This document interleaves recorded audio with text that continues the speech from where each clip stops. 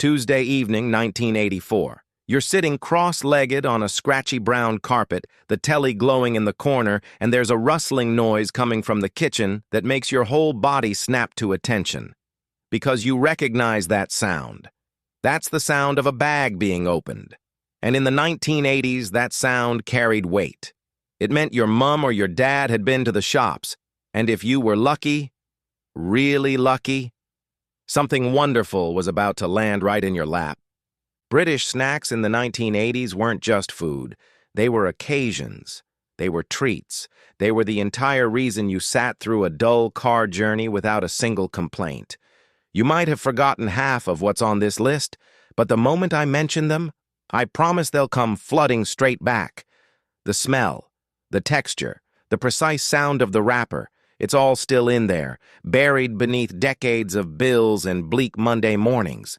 So let's go back, all the way back, because some of these have vanished forever, and a few of them are genuinely going to sting. Number 1, Spira. That twisted chocolate finger with the hollow middle you could sip your tea through when no one was watching. Cadbury launched it in 1986, and it became instantly legendary. Not just because it tasted wonderful, but because it had a function, a purpose. You weren't simply eating chocolate, you were constructing something. And then one day, it just wasn't on the shelf anymore. But number 2 on this list also disappeared without a word of warning, and this one will take you straight back to the school tuck shop. Number 2, Cabana Bar. Coconut, cherry, caramel, all wrapped in milk chocolate. Rowntree made it, and it felt exotic in a way that seemed genuinely thrilling for a kid in 1983.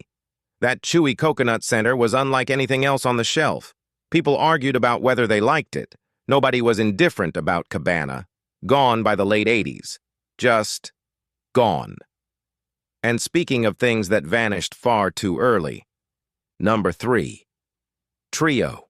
The biscuit, the chocolate, the caramel, all in one gloriously thick finger. It even had its own song on the telly. You can probably still hear the jingle right now. That was clever marketing, yes, but it was also just a genuinely brilliant biscuit. Layers of real flavor. Nothing thin about it. Trio meant business, and anyone who ate one in 1985 knows precisely what I mean. Number 4, Texan Bar. Chewy toffee and peanuts wrapped in chocolate, and it came with a cowboy on the wrapper. The slogan was, "Sure is a mighty chew," and they were absolutely right. That bar demanded commitment. Your jaw knew it had done a proper shift when you finished a Texan Bar. Discontinued in 1984, a real tragedy in the confectionery aisle. Number 5, Fry's 5 Centers. 5 different fondant flavors inside one bar. Orange, lime, strawberry, raspberry, and pineapple, all sitting side by side in dark chocolate. Each piece was a tiny surprise. You never quite knew which flavor was next. Still technically available today in very limited quantities, but the 1980s version felt different. It felt like actual magic. Number 6, Pacers. Spearmint and peppermint sweets in a chewy square. Wrapped individually like little presents. That burst of mint was sharp and clean and absolutely perfect. Rowntree made them, and they were everywhere for a while. Then they weren't. Every Christmas, somebody brings up Pacers in a group chat, and the nostalgia arrives like it never went away. Number 7, Opal Fruits. Now called Starburst, yes. But they were not Opal Fruits. The name change came in 1998, and nobody requested it. Nobody welcomed it. The packaging looked different. The flavors tasted different. Made to make your mouth water, that was the slogan. And they did. The strawberry one especially. There are people reading this right now who still call them Opal Fruits and always will. Number 8, Frazzles. Still here, technically. But the Frazzles of the 1980s had a different intensity altogether. That artificial bacon flavor was ferocious. It hit you before the bag was even unsealed. Crinkle cut, unnaturally orange, and absolutely devastating in the finest possible way. A 10-pence bag lasted about 40 seconds. You know that's true. Number 9, Monster Munch. Pickled onion flavor specifically. Those giant claw-shaped crisps that were so airy they almost dissolved on your tongue before the flavor detonated. The bags were bigger back then, or perhaps we were simply smaller. Either way, they felt enormous, and the smell was completely outrageous, and that was always the whole point. Number 10. Smith's Crisps with the little blue salt sachet. You had to shake that tiny blue packet yourself and mix it through. This was participatory snacking. You were part of the process. Smith's gave you responsibility, and you took it seriously. Modern crisps arrive pre-salted and nobody consults you. Not the same experience, not even remotely close. Number 11, Wham bars, fluorescent pink, tooth-destroyingly chewy, coated in tiny sour sugar crystals that fizzed against your tongue. A Wham bar was not a snack. It was an ordeal. Your jaw ached. Your tongue went temporarily numb. You came out the other side changed. Still available today in some corner shops, but finding one feels like an archaeological dig. And number 12 was sold right beside it on every tuck shop counter. Number 12, Refreshers. The flat fizzy chews in lemon and strawberry. That chalky outside gave way to something sharp and sweet and completely irresistible. Tuppence each. In today's money, that's around 25 pence. Even now, that seems like remarkable value for something that good. You could fit 3 in your mouth at once. Some of you definitely did exactly that. Number 13. Frosty's Ice Pops. Not the cereal. The frozen lollies. Long, thin plastic tubes of flavored ice you bit the corner off and sucked until your lips went numb and turned color. There was no lolly stick. No wrapper to wrestle with. Just frozen sugar in a plastic sleeve. They were essentially nothing. And yet nothing has tasted quite like them since. Number 14. Funny Feet. The ice cream shaped like a foot with pink bubblegum toes. Walls made them, and they were a genuine event. Strawberry-flavored, slightly rubbery around the bubblegum sections, and absolutely impossible to eat without examining every toe first. A Funny Feet, on a sweltering Wednesday afternoon, was the entire meaning of summer. Number 15. Haunted House Lollipop. A hard toffee lolly shaped like a small ghost house with a flavor that was somehow both fruity and mysterious at the same time. Nobody could quite explain it. Everyone adored it. It stained your fingers. It lasted ages. The wrapper had a cartoon on it that deserved far more attention than any cartoon on any wrapper before or since. Number 16, Crispy Pancakes by Findus. Not a sweet snack, but absolutely a snack. That thin, crispy shell with the molten cheese and ham filling that scorched the roof of your mouth every single time, without exception. You knew it was going to burn. You did it anyway. The packaging showed a perfect crispy pancake that looked nothing like what emerged from the oven. Nobody minded. Nobody ever did. Number 17. Biker's Crisps. Square crisps. Simple, cheap, and absolutely colossal bags for very little money. The flavors were straightforward, but the crunch was legendary.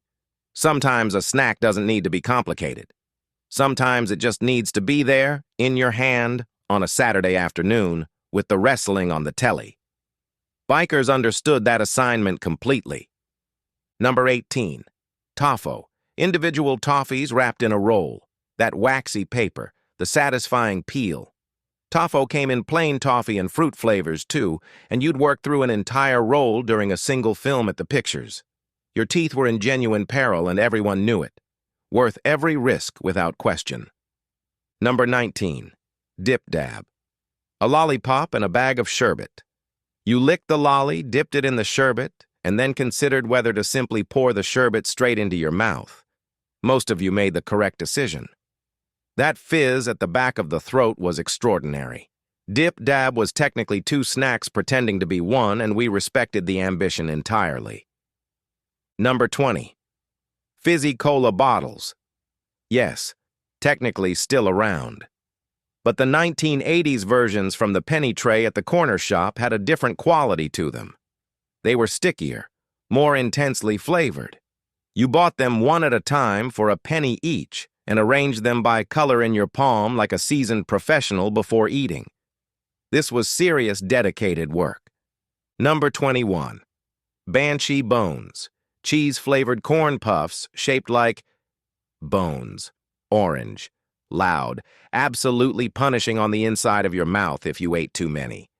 They came in a small bag that somehow held more pieces than seemed physically possible. The flavor was artificial cheese at its most unapologetic. No hesitation. Total commitment. Banshee Bones didn't care what you thought.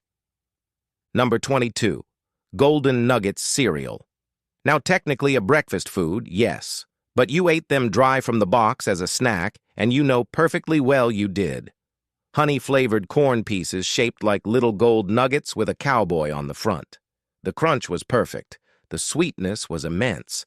Eating them for breakfast felt like starting the day with dessert, and not a single adult stopped you. Number 23. Cadbury Aztec Bar. Chocolate, caramel, and nougat. Launched in 1967, but very much part of the 1980s childhood experience before it was discontinued in 1978, then briefly revived. If you caught the comeback, you understood exactly how precious it was. This was the bar that started rumors. Have you seen them bring back the Aztec? Spread through a classroom faster than anything a teacher ever announced. Number 24. Rowntree's Jelly Tots. Those tiny jewel-bright sugar-coated jelly sweets that came in a little tube. You rationed them carefully. You sorted them by color. You ate the ones you liked least first to save the favorites for the end. And then you tilted the tube and let the last few tumble into your palm and felt briefly like the wealthiest person alive. If you weren't there, nobody can truly explain what that felt like. You either know it or you simply don't. Number 25. The Fab Lolly. Strawberry ice cream, chocolate coating, and hundreds and thousands on the end. Walls. Iconic. That crunch of the chocolate shell giving way to the cold strawberry beneath, and then the little burst of color at the bottom. The Fab was the one you hoped was in the freezer when the ice cream van rolled up. The one you pointed at with absolute certainty. The one that somehow tasted like the whole summer in a single lolly. Long pause. We didn't realize we were living through something special, did we? We thought it was just Tuesday, just a bag of crisps, just a sweet from the corner shop that cost a penny and lasted 5 minutes. We didn't know that decades later we'd close our eyes and still be able to smell the inside of that sweet shop, still hear the rustle of that wrapper, still feel the exact weight of a Wham bar in a small hand. These weren't just snacks. They were the fabric of childhood itself. The entire sensory world of being young in Britain, before everything became faster and louder and more disposable. This was something that belonged to us, properly ours, and some of it is gone now. Really gone. Not returning. And nobody thought to ask us whether that was all right. Pause. We were lucky. Every single one of us who got to reach into one of those bags, we were quietly, completely lucky. Long pause. Some things taste better in memory than they ever did in reality, and some things were every bit as good as you remember. Right then. Thank you so much for watching this one. If this video unlocked a memory you hadn't visited in years, I'd love to hear which snack did it. Leave it in the comments below because those comments are genuinely the best part of making these videos. If you grew up in Britain in the 80s, share this with someone who was right there alongside you. They'll thank you for it. And if you haven't subscribed yet, please do consider it because there is plenty more of this on the way. See you in the next one.